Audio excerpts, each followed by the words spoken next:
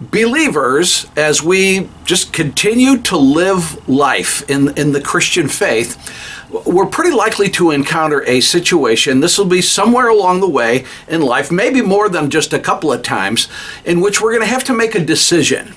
And it's likely that this will be something that will be very, very uncomfortable. The decision will basically involve this issue. Do we want to act in a way that will give us the approval of people or the approval of God? Some kind of situation will arise and things will just work in such a way that we won't be able to have both. We won't be able to have the approval of people and the approval of God too. That option will not be available. We'll have to make a decision, one or the other. Do we want the approval of people, or do we desire the approval of God? Now, here's the thing. When this is presented in sort of a theoretical way like this, it's just in a video, it's pretty easy for most believers to say, no problem, Dan. This is not hard at all.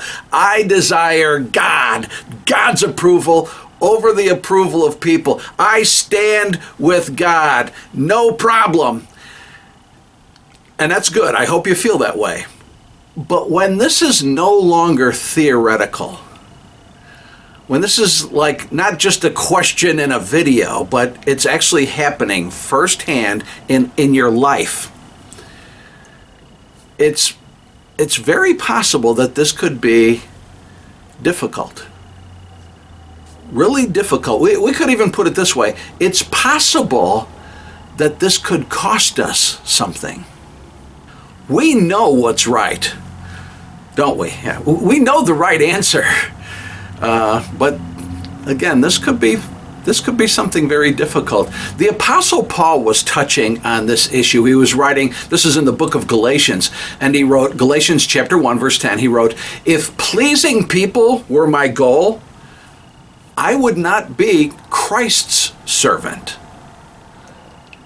Paul understood that he was a servant of Jesus. That's how he saw it. See, this is, I think, part of the answer to the question for us. We want to recognize Jesus as Lord. He's the Lord. Like, we want to understand that He is always what's most important. He just is. And therefore, we want to think about it this way. We want to be obedient to the Master. He's the Master. We're the servants. You know this, right? Again, Paul framed it this way. I'm Christ's servant. So, you and me, let's be Christ's servant. Are you willing to see yourself that way?